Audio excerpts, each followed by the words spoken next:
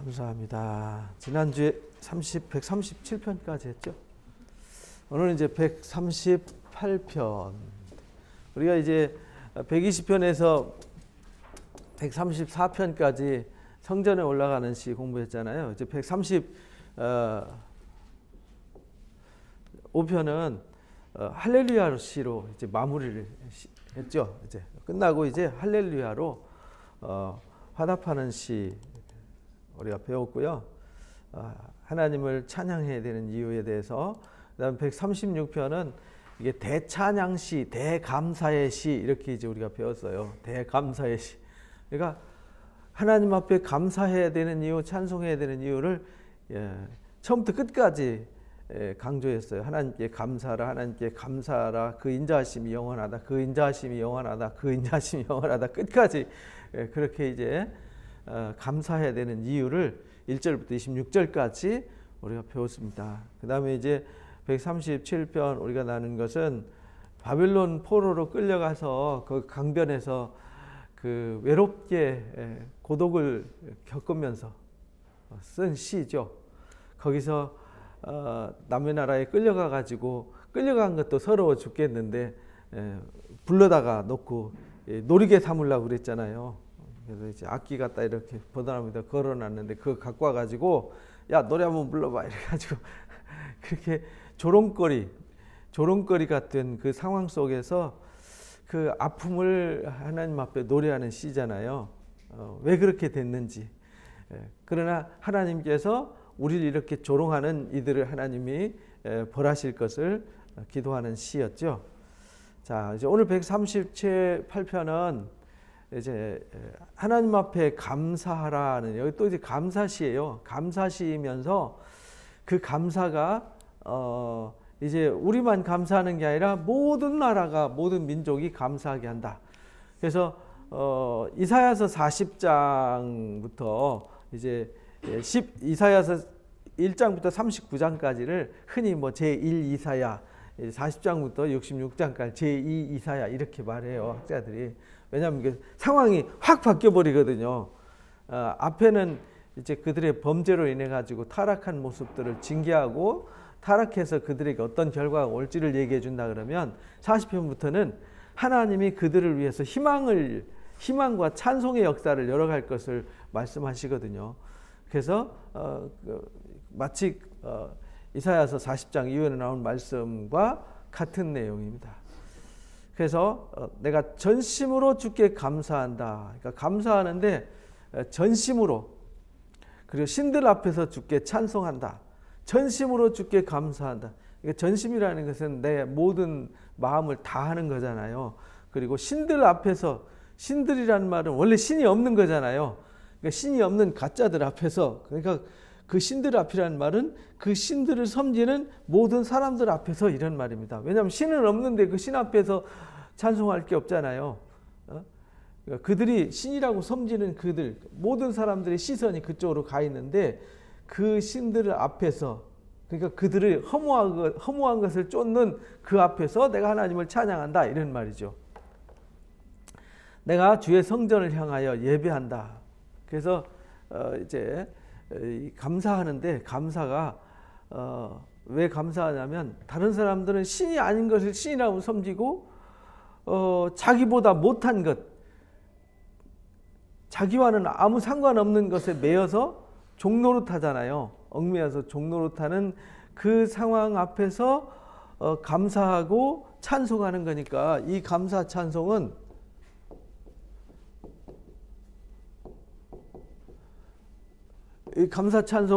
아주 확실한 거죠. 확실한 찬송, 감사를 말하는 거예요. 그래서 그들 앞에서 내가 찬송하는데 내가 주의 성전을 향하여 예배한다. 그러니까 성전을 향한다는 말은 아직 성전이 없다는 얘기잖아요. 내가 성전에 없지만, 멀리 떨어져 있지만 내가 성전을 향하여 찬송한다. 그러니까 우리가 항상 시편은 그 위에 제목이 써 있죠. 제목. 여기 이제 다윗의 시 이렇게 돼 있잖아요.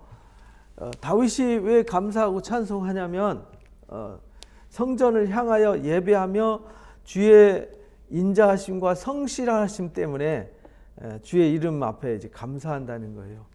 왜냐하면 내가 전심으로 주께 나갈 수밖에 없게 하셨어요. 내가 하나님을 감사함으로 찬송할 수밖에 없게 하셨어요. 뭘로? 그 인자하심과 성실하심으로.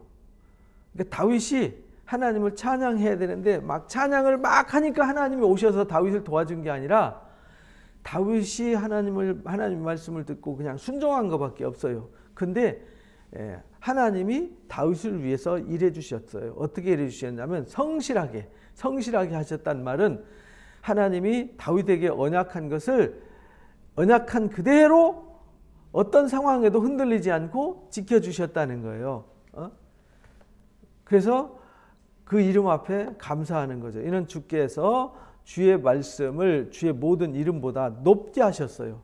그러니까 다윗이 당신의 삶을 살아가는데 하나님이 다윗에게 약속했잖아요. 약속한 그것을 하나님이 지키면서 그 약속 지킨 것이 모든 말씀을 주의 이름 모든 이름보다 뛰어나게 하셨어요. 하나님이 우리가 하나님께 영광을 돌리는 게 아니라 사실은 하나님이 당신의 영광을 위해서 스스로 일하시는 거예요. 우리는 뭔가 해서 하나님 앞에 영광 돌리려고 하잖아요. 아니, 그것조차도 하나님이 나한테 일할 수 있게 해주시고 그것조차도 그렇게 되게 하신 분이 누구냐면 하나님이시라는 거예요. 그러니까 하나님의 영광은 그래서 하나님의 영광을 다른 것에 뺏기지 않는다 이렇게 말씀하신 거예요. 하나님의 영광을 뺏기지 않으세요. 하나님은 당신의 영광을 뺏길 수가 없어요. 왜? 하나님은 당신의 영광 자체이시니까. 그것을 마귀가 뺏어가고 자기가 가로치우려고 하지만 그건 불가능한 거죠. 마귀가 하는 일은 그 영광을 가로막는 일이죠. 가로막아서 영광을 보지 못하게 하고 느끼지 못하게 하는 거지 하나님 영광은 어떤 때는 있고 어떤 때는 있고 이런 분이 아니시라는 거예요. 그래서 우리가 이 하나님의 영광 앞에 이제 감사하고 찬송해야 되잖아요. 근데 이 영광은 절대로 손상되지 않아요. 이 영광은 변형되지도 않아요. 영광은 처음부터 끝까지 영원해요. 그런데 그 영광을 우리한테 이렇게 옮겨 놓으시려고 하는 거죠. 우리한테 옮겨 놓으시고 또 우리를 그 영광 가운데 데려다 놓으려고 하는 거죠. 그런데 그 일을 사탄이가 못하게 막고 있는 거예요. 그래서 다윗의 삶도 그랬다는 겁니다. 다윗이 감사하며 찬송하며 성전을 향해 예배하며 나아가는데 하나님이 성실하심으로 그 일을 다 해주셨어요. 그래서 당신의 영광을 당신 스스로 높이셨어요. 이런 말입니다. 내가 간구하는 날에 주께서 응답하셨어요. 그래서 다윗이 기도하면은 다 들어주셨어요. 그럼 다윗이 기도할 때만 들어주시냐? 아니에요. 다 들어주세요. 그런데 우리가 기도하지 않으면 마음과 생각이 세상을 향해요. 그래서 전심으로 주께 감사한다. 1절에 그렇게 말한 거예요. 그러니까 우리가 하나님 앞에 전심으로 감사하며 마음을 하나님께 드리면 하나님이 내가 구하지 않은 것까지도 내가 뭘 구해야 될지도 모르는 것까지도 다 주시는데 우리가 마음을 세상에 빼앗겨 버리면 이게 통로가 차단돼 버리는 거잖아요.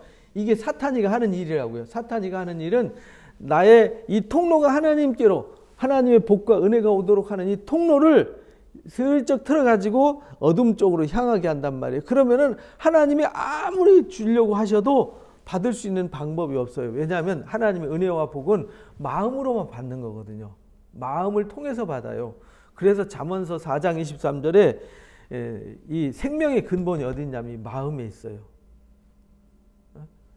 그래서 하나님이 원하는 게 뭐냐면 돈도 아니고 무슨 대단한 무슨 이벤트나 프로그램 행사가 아니라 마음을 원하시는 거죠.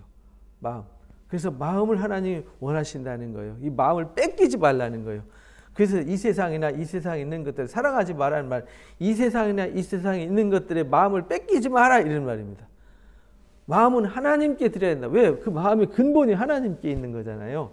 그래서 내가 간구하는 날에 하나님 앞에 응답했다는 말, 하나님께서 응답하셨다는 말은 내가 마음을 한눈 팔고 있다가 마음을 하나님께로 향했더니 하나님이 나의 사정과 상황을 아시고 내가 구하는 것을 들으셨더라. 응답하셨더라. 이 말입니다. 내 영혼에 힘을 주어서 나를 강하게 하셨나이다. 그러니까 하나님은 우리가 하나님께로 향하기만 하면, 전심으로 주께 나아가기만 하면 하나님이 내 영혼에 힘을 주시고 응답을 주시고 강하게 하시는 분이다. 다윗이 이걸 경험한 거죠. 그걸 고백하는 거예요.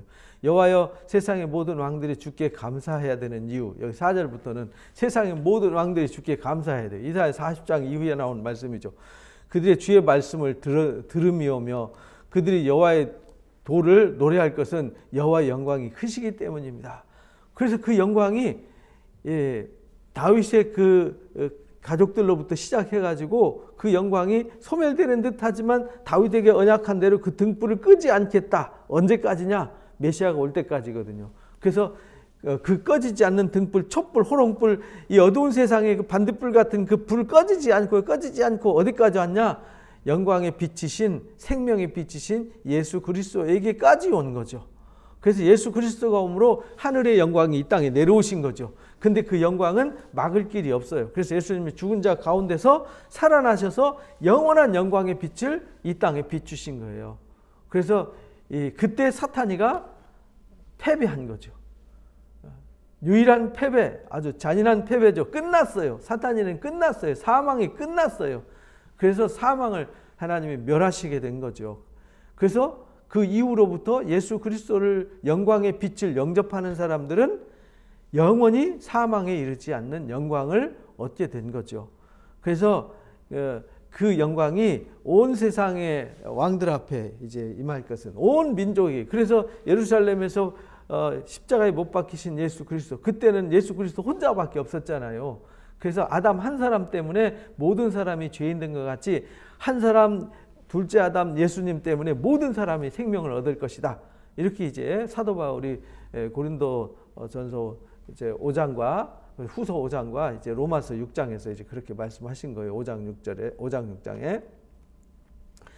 그래서 그 영광의 도를 이렇게 미리 예고하신 거예요. 여호와께서는 높이 계셔서 낮은 자를 굽어 살피세요. 멀리서도 교만한 자를 다 아세요. 그래서 환난 중에 다닐지라도 주께서 나를 살아나게 하세요. 그래서 하나님이 그 영광을 온 세상에 전파하게 하실 거다. 나타내실 거다. 그래서 지금 나타내셨잖아요. 그래서 저는 이 조선 땅에 복음이 임해서 이 대한민국이라는 영광의 나라가 세워졌다는 거 보면요. 이건 기적. 전 세계 사람들이 다 기적으로 알거든요. 우리나라 사람들만 당연한 줄 알지. 전 세계에서 아니 그 땅끝, 완전히 땅끝이었거든요. 지구 땅끝.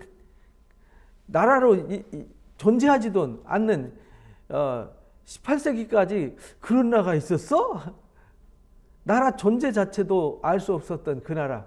그냥 중국의 하나의 그 변방, 원래 중국이 소수민족 국가로 이제 주변에 한 50개 이상 넘는 소수민족들로 이루어져 있잖아요. 중국 본토와 함께 이 서북쪽으로 이렇게 띠를 이뤄요. 경계선에 소수민족 국가들이 많이 있거든요. 50여 개가 돼요. 그 중에 하나 정도로 알았단 말이죠. 우리나라를.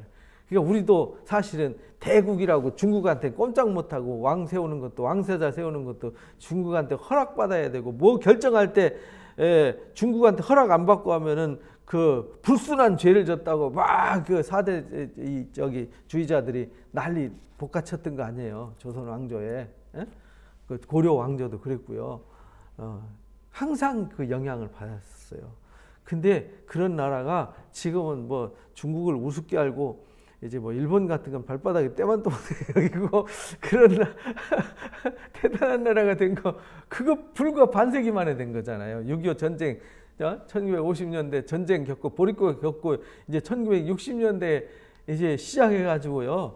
실제 일어난 건 70년대부터거든요. 그래봤자 30년, 40년, 이제 50년째 되는 거죠. 진짜 나라다운 나라를 세워서 이 세상에 먹고 살기, 밥 새끼 안 굶고 살기 시작한 지가 이제 40-50년밖에 안 됐어요.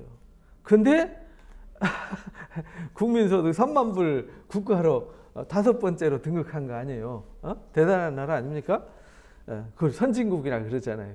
근데 우리는 선진국인데 우리는 선진국이라고 생각 안 하지요. 근데 나가보면요, 우리나라 선진국 확실해요. 인천공항 딱 들어오는 거예요. 다른 나라 공항 가는 거하고요. 하늘과 땅 차이예요. 어디 가나 물을 마실 수 있는 정수기가 촥 있고 화장실에 가면 막 정말 호텔같이 돼 있고요. 교통 시스템 전 세계에서 우리처럼 잘 돼 있는 나라 없어요. 대중교통 우리나라처럼 잘 돼 있는 나라는 전 세계에 단 한 곳도 없습니다.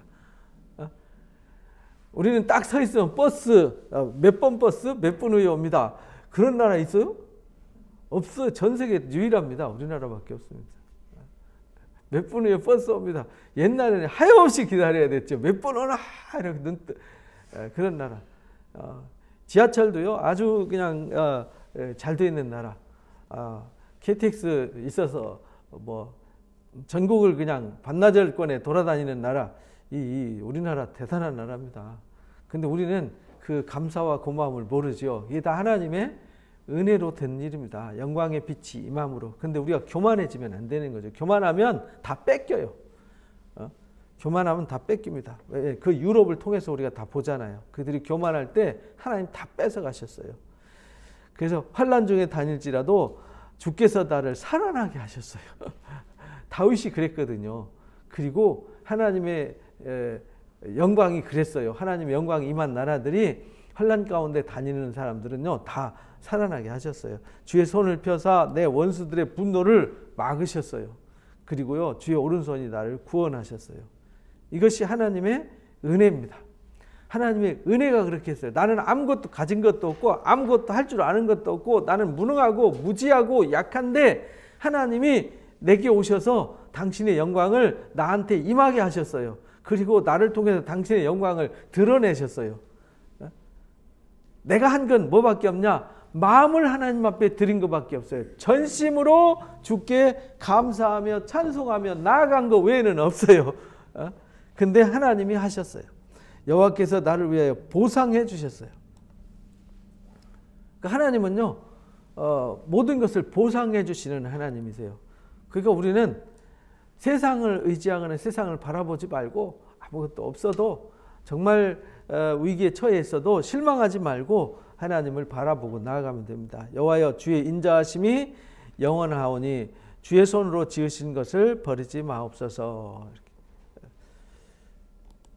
그래서 감사 찬송입니다. 감사함과 찬송으로 나아갔더니 영광이 임했더라 이 얘기입니다. 영광을 나타내셨더라. 하나님이 싸우시고 하나님이 다 해결해 주셨더라 이런 말입니다. 그러니까 우리는 그냥 감사와 찬송으로 주께 마음을 드리고 전심으로 나아가기만 하면 되는 겁니다. 자, 이제 139편은 또 이 시도 유명한 시죠. 하나님은 다 아세요. 하나님은 어디나 계세요. 하나님이 모든 것을 하셨어요. 하나님이 모든 것을 싸워 이기셨어요. 이 얘기예요. 네 가지로 압축되는 말씀이 이 시편 139편입니다. 여호와여 주께서 나를 살펴보셨으므로 나를 아시나이다. 역시 149편도 다윗의 시잖아요. 다윗이 겪으면서 신앙 고백을 하는 거예요. 고백을 하는데 하나님이 나를 살펴보셨으므로 나를 아세요. 나만 아는 게 아니라 모든 걸 다 아세요. 하나님이 모르는 건 아무것도 없어요. 그래서 전지하신 하나님이라 그러잖아요. 모든 것을 다 아세요. 전능하신 하나님이에요. 그래서 전지전능하신 하나님, 그것을 다윗이 고백을 한 거예요. 나를 살펴보셨으므로 나를 아십니다. 주께서 내가 앉고 일어섬을 아시고 멀리서도 나의 생각을 다 아세요. 하나님은 이미 내가 꿍꿍이 내 속으로 사람들한테 말 안 하고 얄팍한 생각하는 것까지 다 아신다는 거예요. 내가 무슨 계획을 가지고 있고 무슨 생각하고 있고 무슨 꿍꿍이가 있고 어떤 마음을 품었고 다 아신다는 거예요. 내가 앉고 일어섬도 다 아세요. 나를 살펴보셔서. 나의 모든 길과 내가 눕는 것을 살펴보셨으므로 나의 행위를 익히 아세요. 내가 모든 길, 눕는 것까지도 다 아세요. 하나님 앞에 속일 수가 없는 거죠. 여호와야 내 혀의 말을 알지 못하는 것이 하나도 없습니다. 내가 무슨 말 하는지조차도 다 아세요. 주께서 나의 앞뒤를 둘러싸시고 내게 안수하셨나이다. 앞뒤를 둘러싸시고 내게 안수하셨어요. 안수하셨다는 말은 편안한 손을 얹으셨다는 거잖아요. 하나님이 나를 안수하셨다는 말은 이렇게 품으셨어요 이 말이에요. 나를 다 알고 나의 생각, 나의 뜻, 나의 계획, 나의 모든 꿍꿍이까지 다 아시고 하나님이 나를 안으셨어요. 안아주신다는 얘기는 우리가 그러잖아요. 얼마 전에 그 뉴스에 나오더라고요. 참 세상에 뉴스에 나올 게 없으니까 별게 다 뉴스에 나오더만요. 막 이 은행에서 막 술 취해가지고 막 행패를 부리는데 경찰이 와가지고 막 그 사람을 제압하려고만 하는데 한 젊은 청년이 가가지고 그 사람을 이렇게 안아줬어요. 안고 떠다그려줬더니 이 사람이 막 분노하다가 울면서 분노를 가라앉히고 이 사람이 이제 경찰도 제압 못하는 걸 이 사람이 허깅으로 이 사람의 마음을 안정시켜줬다.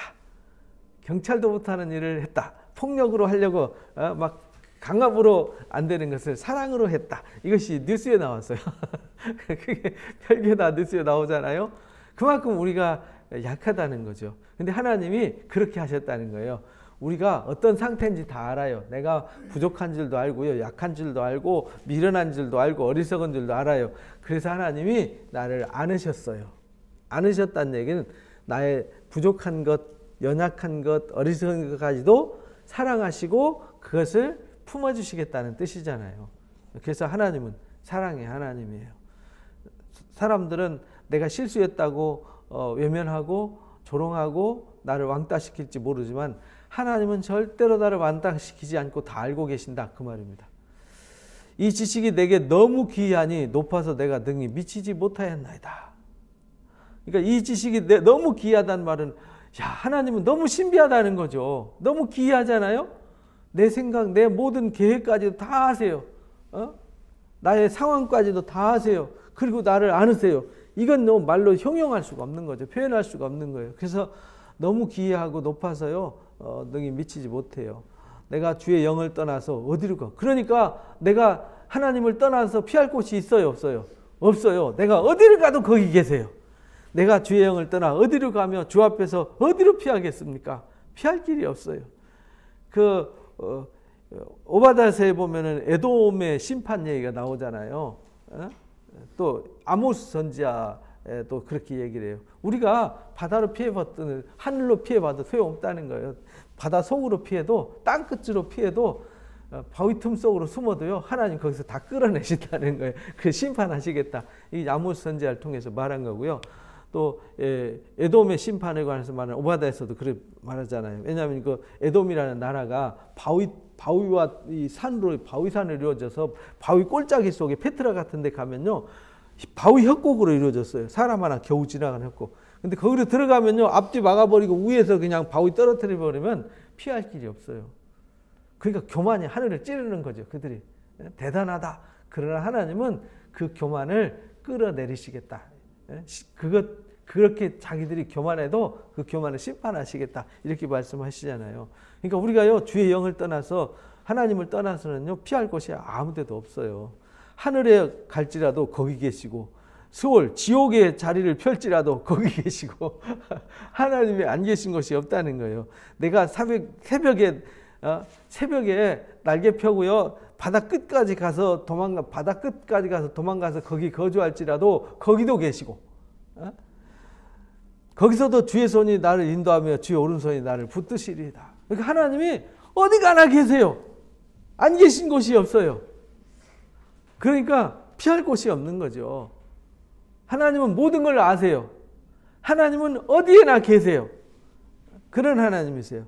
내가 말하기를 흑암이 나를 덮고 나를 두른 빛은 밤이 되리라 할지라도 주께서 흑암이 숨기지 못하며, 하나님은요 어둠이 숨길 수 없어요. 태양을 어둠이 숨길 수 있어요? 못 숨기잖아요. 그렇죠? 이 전등 불빛을 어둠이 막을 수 없어요. 막는 방법은 전기를 차단하는 건데 하나님의 빛은 꺼지지 않는 빛이잖아요. 그러니까 막을 수가 없어요. 숨길 수가 없는 거죠. 주에게서는 흑암이 숨기지 못하며 밤이 낮과 같이 비추나니 주에게는 흑암과 빛이 똑같다. 흑암도 다 드러나서 빛이 된다는 거예요. 그러니까 하나님 앞에는 감출 게 아무것도 없어요. 피할 데가 아무도 없어요. 다 아세요. 주께서 내 내장, 주께서 내 내장을 지으셨으면 나의 모태에서 나를 만드셨나이다. 그 말은 이제 13절부터는 무슨 말이냐면 모든 것은 다 하나님이 하셨습니다. 내가 태어나기 전부터 하나님이 계획하셨고 내가 모태에서 그 난자 속에 들어가서 착상하는 그 순간까지도 하나님이 결정하셨다는 거예요. 그래서 이미 내가 이 땅에 태어나서 어떤 사람이 될 것까지도 계획하셨다. 그래서 이제 예레미야 선지자는 에레미야서 1장에 그러잖아요. 내가 복중에 지기 전에, 복중에 있기 전부터 하나님이 예정하셨다는 거예요. 그래서 나의 모태에서 나를 만드셨나이다. 엄마의 태에서 나를 하나님이 만드셨어요. 다 하나님이 하셨어요.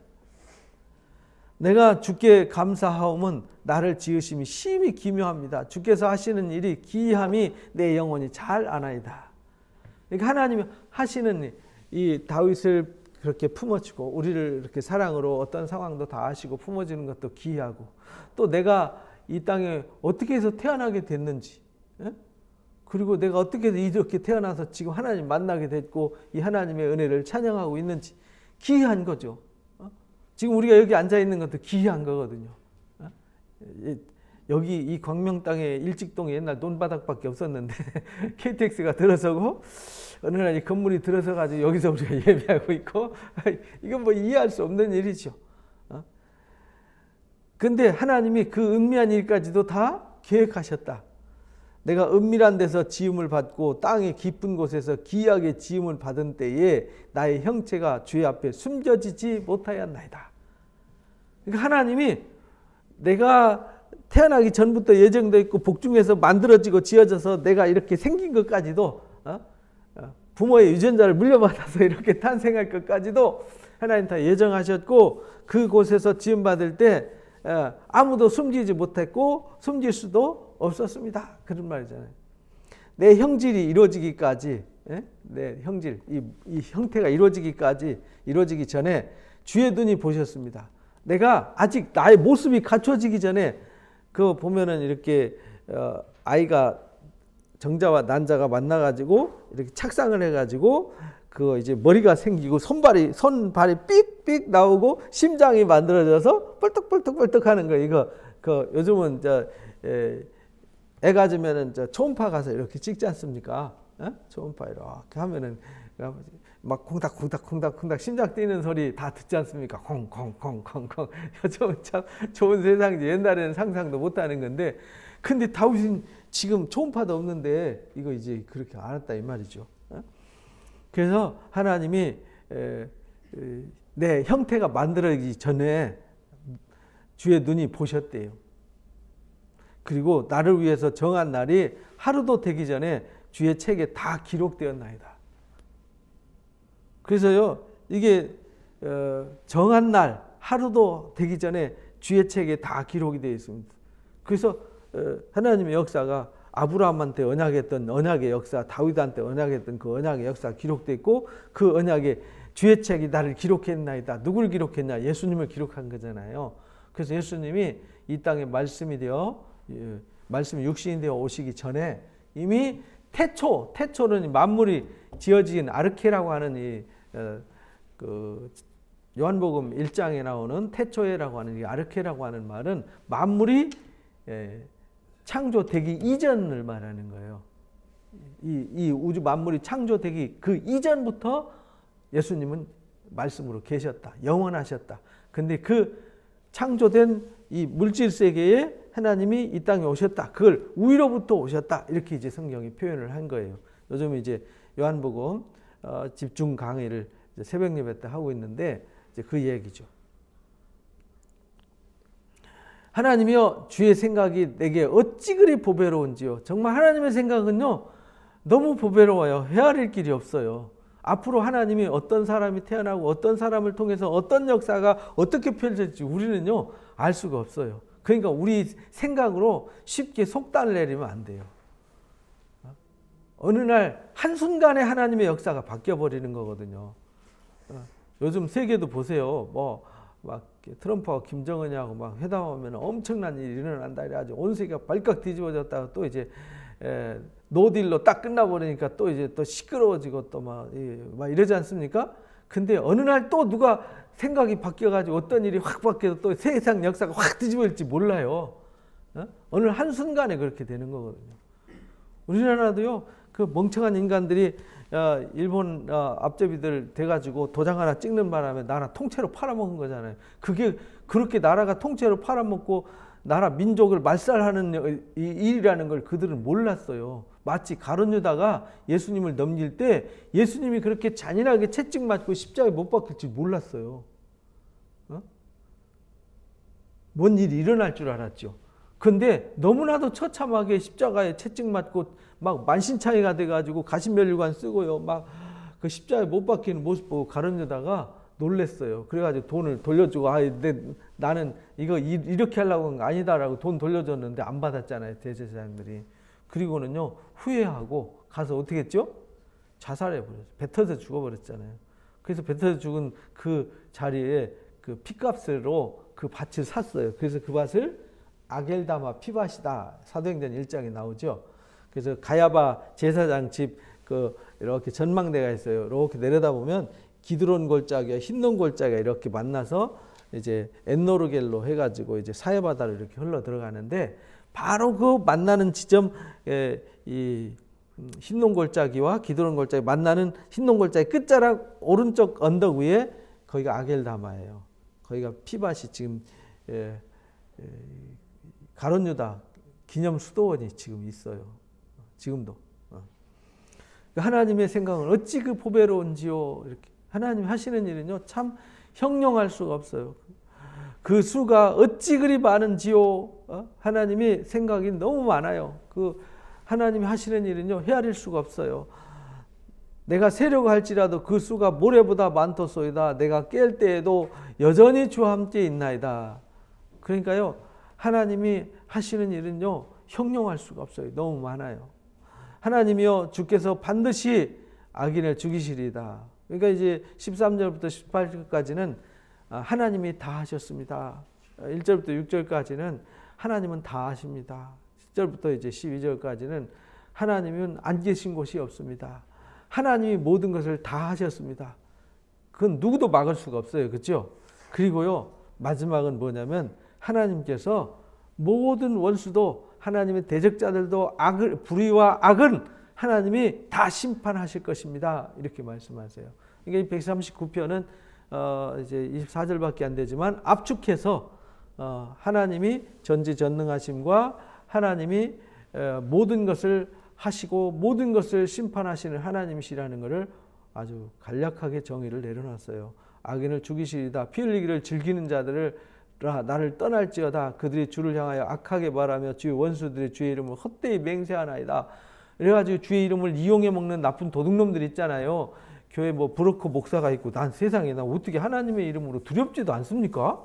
하나님의 이름으로 사기 쳐먹고 둘러먹고 이용해가지고 자기 배부르려고, 그러면 목회를 하지 말았어야지. 세상에 나가서 사기꾼 하든지 도둑놈 하든지 했어야지. 아니, 그거는 세상에 나가서 도둑질하고 사기치면은 혹시 긍휼을 얻을지 모르지만 하나님 이름 팔아먹고 예수님 이름 팔아먹고 하면은 긍휼이고 인자고 없잖아요. 그렇지 않습니까? 가룟 유다처럼 예수님이 그랬잖아요. 차라리 태어나지 않은 것이 나을 뻔했다. 그런 브로커 목사들은요, 하나님 이름 팔아먹는 사기꾼들은요, 차라리 태어나지 않은 것이 낫습니다. 정말 지옥 바닥도 제일 끝바닥에 와봐. 제일 밑바닥에 앉을 겁니다. 하나님 이름 팔아먹고 예수님 이름 팔아서 사기치는 사기꾼들은요, 지금 많죠. 엄청 많아요. 우리 눈에 안 보여서 그렇지 어마어마하게 많아요. 정말 하나님 부르시지도 않았는데 지 명성과 자기 뜻을 세우려고 성공하려고 막 공부해가지고 뭐 목회하겠다고 나서는 이런 사람들 다 사기꾼이잖아요. 그런 사람들은요, 지옥 밑바닥에 있어요. 두렵지도 않는지 참 하나님 앞에 두렵고 떨리는 마음이 있어야 되는데 그런 게 없는 것 같아요.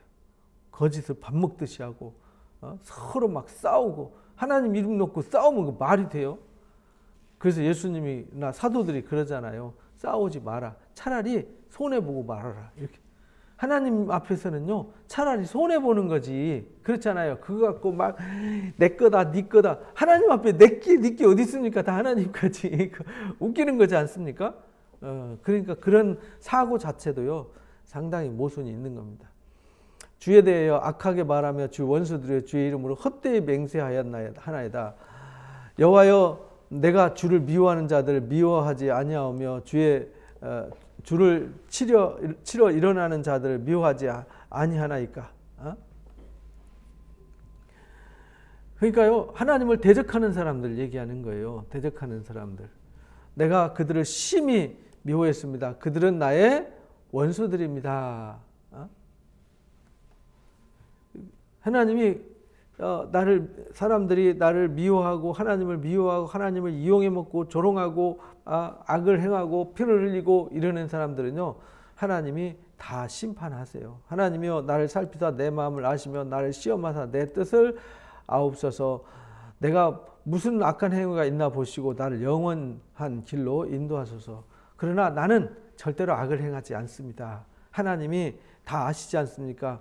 나를 시험해서 내가 어떤 생각과 뜻을 갖고 있는지 알아주십시오. 그리고 내게 무슨 악한 행위가 있나 보시고 나는 영원한 길로 인도해 주십시오. 이렇게 고백을 하는 것으로 139편이 끝납니다. 그러니까요 하나님 하시는 일은 참 신묘막측한 거죠. 다윗이 이제 그렇게 친히 고백을 한 거예요. 우리가 이제 140편도 다윗의 시 이렇게 써놨죠.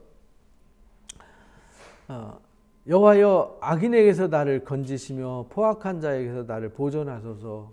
지금 이제 다윗이 그 사울 왕으로부터 그 고난을 당하고 있을 당시의 상황을 또 압살롬한테 피할 당시의 상황. 다윗이 이제 위기에 처해서 도망다닐 때는 사울과 압살롬 둘 외에는 없었잖아요. 그들이 마음속으로 악을 꾀하고 싸우기 위해서 매일 모입니다. 그러니까 매일 모여갖고 어떻게 하면 다윗을 죽일까 이것만 연구하잖아요. 그러니까 악한 사람들은요 어떻게 하면 하나님의 의를 회방할까 또 의인들을 죽일까 이것만 고민하잖아요. 악을 꾀하고 싸우기 위하여 매일 모임으로 뱀같이 그 혀를 날카롭게 합니다. 그 입술 아래에는 독사의 독이 있습니다. 그래서 악한 사람들은요 이 말 한마디 한마디도 매끄럽고 예쁘게 말하지만 그 속에 뭐가 들었어요? 독이 들어있어요. 독. 이 뱀이나 이 독이 들어있는 것들은요 아주 화려해요. 양귀비꽃도 화려하잖아요. 이게 꽃도요 화려하게 피어야 이 벌이나 나비가 올 거 아니에요. 그죠? 그들한테 맞는 색깔과 향을 내는 거죠. 그럼 색깔과 향을 끌어들여서 그들을 이용하는 거잖아요. 이것처럼 사람들은요 그래서 너무 뭐랄까 사기꾼들의 말이 원래 그래서 달콤하잖아요. 사기당하고 꽃뱀들한테 뭐 넘어가고 꽃미남들한테 넘어가고 막 이런 사람들 있잖아요. 왜 넘어가냐면 달콤하잖아요. 화려하잖아요. 그러니까 달콤한 거 화려함에 혹 빠져서 마음을 뺏겨서 망하잖아요. 그래서 여기서 그걸 뱀의 혀 같다. 또 독사의 그 속에는 아주 화려하고 현혹시키고 유혹하지만 그 속에는요 그를 잡아먹고자 하는 왕 해가지고 자기 거 만들고자 하는 독이 있다 이런 말이죠. 그래서 우리는요 이단들이 그러잖아요. 신천지라든지 안상홍증이라든지 달콤하게 해가지고 싹 물어서 망하게 하지 않습니까? 여호와여 나를 지키사 악인의 손에 빠지지 않게 하시며, 그러니까 하나님이여 나를 악인의 그런 악한 사람들의 달콤한 말에 빠지지 않게 해주십시오. 이렇게 나를 보존하사 포악한 자에게서 벗어나도록 도와주십시오. 그들은 나의 걸음을 밀치려 합니다. 나를 도와주십시오. 나를 건지고 보존해 주십시오. 이렇게 1절에서 말씀하신 것처럼 교만한 자가 나를 해하려고 올무와 줄을 놨습니다. 길 곁에 그물을 치며 함정을 두었습니다. 그러니까 항상 올무 함정이 있는 거죠. 언제 어떤 상황이 닥쳐서 죽을지도 모르는 그런 상황이니까 하나님이 보존해 주시고 지켜주시지 않으면 안 되는 상황, 지금 그런 상황 속에 엎드려 기도하는 거죠. 그러니까요, 우리가 이런 다윗의 모습 또는 이 시편을 읽으면서 외롭고 힘들 때, 곤고할 때, 길이 안 보일 때 가장 마음에 와닿는 말씀이 시편이에요. 시편은 거의 한 60, 70%가 다 이런 시거든요. 위기 속에, 환란 속에, 고난 속에, 역경 속에, 답이 없어서 막연함 속에, 어떻게 해야 될지 모르는 상황 속에 오직 주만 바라보며 주만은 의지하고 주만 신뢰하고 주만 붙고 주에게만 부르짖어 구하는 이런 간구시, 탄식시, 회개시 이런 걸로 이루어져 있잖아요. 그래서 길 곁에 그물을 치며 함정을 두었습니다. 내가 여호와께 말하기를 주는 나의 하나님이십니다. 여호와여 나의 간구하는 소리에 귀를 기울여 주소서 하였나이다. 그러니까 내가 위기에 처하고 어떤 상황 속에 있어요. 막 뱀의 혀같이 말하고 막 독사의 독을 품고 막 올무와 함정을 만들어 놔놓고 나를 기다리고 있는데 그때 내가 할 수 있는 일은 하나님 의지하고 하나님 바라보고 하나님만 붙드는 것이었습니다. 그 얘기잖아요. 그죠? 그러니까 우리가 그런데도 그렇게 못하고요. 정신 못 차리고 막 원망하고 불평하고 막 탄식하고 낙담하고 좌절하고 이러고 앉아 있으면 하나님도 답이 없어요. 그렇잖아요. 하나님도 막 하나님 붙잡고 발버둥을 쳐야 하나님이 이끌어내시고 도와주시지, 하나님 내려주는 밧줄 놔두고 엉뚱한 세상에 썩은 밧줄 붙잡고 막 버둥대고 사람들 찾아다니면서 난리 쳐봤자 아무 의미가 없다라는 겁니다. 내 구원의 능력이신 주 여호와여, 전쟁의 날에 주께서 내 머리를 가려주셨습니다. 전쟁의 날에 머리를 가려주셨어요. 그 말은 전쟁의 날에 나를 보호하셨어요. 머리를 가려주셨다는 얘기는 보호해 주셨다는 거잖아요. 악인의 소원을 허락하지 마십시오. 또 그의 악한 꾀를 이루지 못하도록 해주십시오. 그들이 스스로 높을까 하나이다.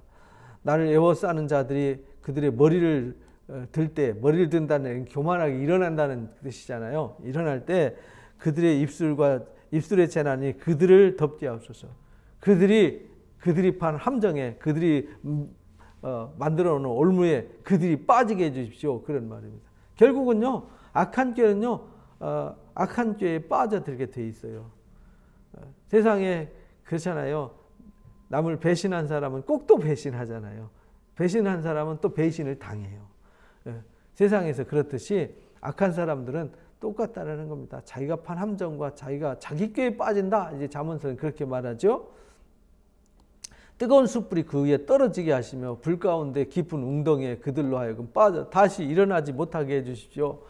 그러니까 그 위기 상황 속에서 할 수 있는 일은요, 이렇게 하나님 앞에 부르짖어 구하는 것밖에 없어요. 그랬더니 하나님이 진짜 그렇게 해주셨어요. 근데 그게 오늘 기도했더니 뭐 아침에 기도했더니 저녁이 이루어지시고 뭐 오늘 기도했더니 뭐 다음 주에 이루어지시고 이런 게 아니고요. 어떤 때는 5년도 걸리고 10년도 걸리고 20년도 걸렸어요. 기도가 이루어지는 데는. 아브라함이 이삭을 얻는데 25년 걸리잖아요. 75세에 부르심받아 100세의 아들을 얻었으니까. 이삭이 40세에 장가가서 60세에 두 아들을 얻잖아요. 그러니까 기도라는 거는 당장 이루어지기만을 바라면 안 돼요. 왜냐하면 오늘 당장 이루어지면은 우리는 맨날 오늘 하루만 사는 게 아니잖아요. 우리는 주님 나라 임할 때까지 이 세상에 사는 날 동안에 우리가 살아야 되기 때문에 매일 기도해야 되는 거예요. 그래서 10년 전에 기도했던 것이 오늘 이루어질 수 있고요. 30년 전에 기도했던 게 오늘 이루어질 수 있는 거예요. 근데 30년 전에 기도했지만 지금 오늘이 나한테 있잖아요. 그죠? 내가 지금 기도하지만 앞으로 5년 후에 10년 후에 하나님이 나를 통해서 어떤 일을 하실지 몰라요. 그러니까 매일 기도는요, 적금 드는 거예요. 적금. 예? 허물어지지 않는 요즘은 뭐 복리 이자 준다지만 하나님은요, 복리 이자가 아니라 영원한 이자를 주시는 겁니다. 그래서 우리가 기도하는 것은 절대로 헛되지 않아요. 그러니까 기도 많이 해서 손해 볼 일은 없습니다. 그래서 계속 기도하는 거죠. 그래서 기도 없이 내 힘으로 하면요, 하나님이 안 도와주세요. 그럼 네가 알아서 해, 네가 책임져, 이렇게. 그래서 우리가 다윗이 아무것도 할 수 없을 때 하나님 앞에 간절함으로 매달려 기도할 때 하나님이 이렇게 빠지게 해주십시오, 덮게 해주십시오 했더니 진짜 덮어주셨고 빠지게 해주셨잖아요. 악담하는 자는 세상에서 굳게 서지 못하며 포악한 자는 재앙에 따라서 패망하게 해주십시오. 그래서 왜냐하면 악한 사람들이 존재하면 그 악한 사람 때문에 수많은 사람들이 고통을 겪잖아요. 그래서 하나님 그 악한 자들을 징계해 주십시오 라고 기도를 했어요. 내가 알거니와 여호와는 고난당하는 자를 변호해 주시는 분이십니다. 그러니까 다윗이 알기로는, 그러니까 우리도 알기로는 하나님은 고난당하는 자를 뭐 해주세요? 변호해 주세요. 근데 이 고난이 의를 행하면서 하나님을 쫓아서 하나님의 말씀으로 살고자 할 때에 겪는 고난이지, 배불러서 등 떠들이고 앉아서 당하는 고난이 아니라는 겁니다. 자기 욕심을 부리고 자기 뜻을 세우려고 하다 당하는 고난이 아니에요. 다윗이 그거 하려고 고난당하지 않았잖아요. 궁핍한 자에게 정의를 베푸시는 하나님이십니다. 이게 다윗은 정확하게, 제가 알기로는 하나님은 이런 분이십니다, 이런 말이잖아요. 그러니까 우리가 기도할 때 또 우리 기도에도 그렇게 기도해야 되는 거죠. 아, 하나님은 고난당하는 자를 절대로 잊지 않으시고 기억해 주시고 변호해 주시는 하나님이십니다. 그리고 궁핍한 자에게 정의를 베푸시는 하나님이십니다. 여기 궁핍은 그냥 단순히 무능하고 무지하고 어리석어서 가난을 말하는 게 아니에요. 이 궁핍은 하나님을 향해서 갈망하는 자세를 말하는 거죠. 하나님을 향한 갈망하는 마음. 진실로 의인들이 주의 이름에 감사하며 정직한 자들이 주의 앞에서 살리이다. 그러니까 의인들이 주의 이름 때문에 그렇게 의를 위해서 일하시는 하나님, 원수를 갚아주시는 하나님, 우리의 마음과 생각을 다 아시고 포악한 자의 재앙을 패망케 하시는 하나님, 악담하는 사람들이 굳게 서지 못하게 하고 의인들을, 고난당하는 자들을 변호해 주시고 궁핍한 자에게 정의를 베푸시는 하나님에게 감사하는 자, 감사하며 정직한 자, 그 앞에 살리다, 주 앞에서 살리다. 그런 사람들은 하나님의 그런 하나님 앞에 공의와 정의를 행하는 사람으로 살리다라는 고백으로 마무리가 되어집니다. 자, 이제 41편도 이 짧죠? 여기도 이제 부르짖어 구하는 기도예요. 그래서 부르짖어 구하면서요, 하나님이 지켜주시기를 구하는 기도입니다. 여호와여, 내가 주께 불렀사오니 속히 내게 와주십시오. 내가 부르짖을 때에 내 음성에 귀를 기울여 주십시오 라고 말하죠. 계속 지금 이제 후반부에는 다 다윗의 기도예요. 다윗의 기도. 나의 기도가 주 앞에 분향함 같이 되며 나의 손 드는 것이 저녁 제사 같이 되게 하소서. 그러니까 이 다윗이 하나님 앞에 하나님을 불렀고요, 부르짖어서 매달릴 때 하나님이 내 기도 들어주십시오, 내 음성을 들어주십시오 이렇게 말하는데, 내 기도가 주 앞에 분향함 같이 이 말이잖아요. 분향함 같이 되며, 이 말은, 이 분향은 상번제를 말하는 거거든요. 매일 기도를 매일 하는 거죠. 매일 하는 걸 상번제라고 그래요. 아침 저녁으로 제사를 드렸거든요. 아침에 첫 제사를 드리고 마무리하고 저녁에 마무리하는 제사를 드렸어요. 그걸 매일 드린다 이래서 상번제라고 그랬어요. 그리고 안식일 날 일주일에 한 번 드리는 것은 안식제사, 월 한 번, 한 달에 한 번 드리는 것을 월삭 제사 이렇게, 그리고 각 절기마다 제사를 드리게 했죠. 분향함 같이 되면 나의 손이 드는 것이 저녁 제사, 그러니까 아침 분향함과 저녁 제사 같이 되게 해주십시오. 상번제 같이 되게 해주십시오. 매일 기도하는 제사 같이 되게 해주십시오. 여호와여, 내 입에 파수꾼을 세우시고 내 입술에 문을 지키소서. 그러니까 왜냐하면 이게 내 입술을, 이게 우리가 이게 입에 파수꾼을 둬야 되는데 말 한마디 잘못해가지고 실수해가지고요, 저도 가끔은 이제 말 실수, 이거 아닌데 하고 말 실수할 때가 많이 있거든요. 근데 중요한 건요, 말 실수했구나, 깨닫는 것은 중요해요. 왜? 금방 회개할 수 있고 바꿀 수 있으니까. 근데 몰라요, 내가 무슨 말 했는지. 내가 언제 그런 얘기 했어? 제가 그런 사람 많이 봤거든요. 내가 그런 얘기 했단 말이야. 진짜 녹음기 있으면 틀어놨으면 좋겠더만은, 너무 뻔뻔하게 그렇게 말할 때는요, 너무 당혹스러울 때가 있어요. 내가 언제 그런 얘기 했냐고, 난 절대 그런 얘기 안 했다고 그렇게 하는 사람들이 있거든요. 감사합니다. 그래서 내 입술의 문을 지켜주십시오. 왜냐하면은 우리가요, 정말 어떤 한순간에 말 한마디 때문에 위기를 겪고 말 한마디 때문에 복을 받고 이러거든요. 그래서 항상 하나님 제 입에 파수꾼을 두셔서 제 입을 지켜주세요. 이렇게 다윗이 기도했어요. 내 마음이 악한 일에 기울어 죄악을 행하는 자들과 함께 악을 행하지 않도록. 왜냐하면 나도 그렇잖아요. 악한 사람들이 막 남 험담할 때 나도 덩달아가지고 같이 험담하고 남을 증오할 때 같이 앉아가지고 어찌 그럴 수 있어 하고 같이 이렇게 한편이 되면 안 된다 이 말이에요.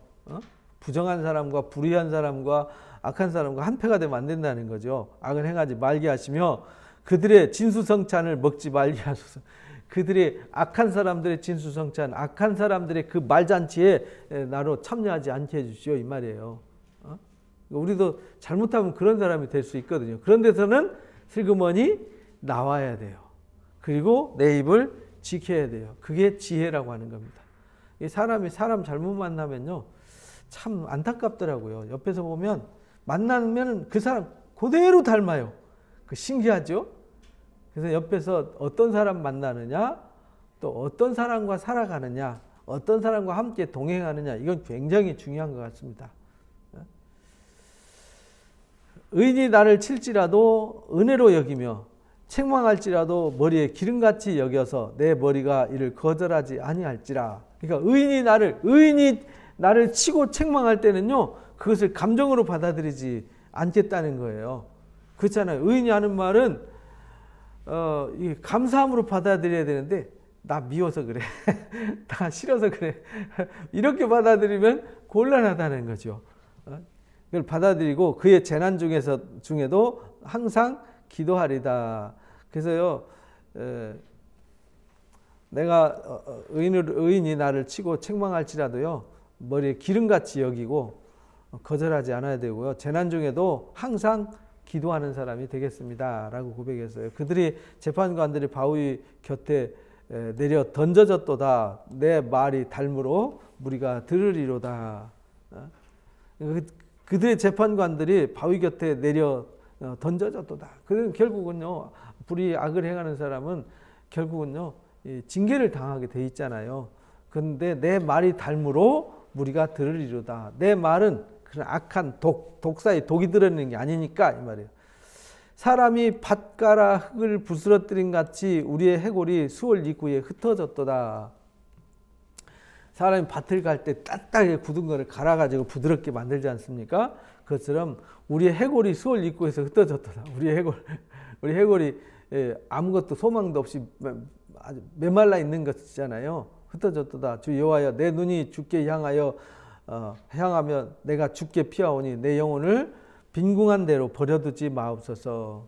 그러니까 우리가 하나님의 인자와 긍휼이 함께하지 않으면 마치 흙이 부스러뜨린 것과 같이 우리 해골이 수월 입구에 흩어지듯이 그렇게 된다는 거예요. 그러니까 하나님의 눈이 나를 향해서 향하게 해주십시오.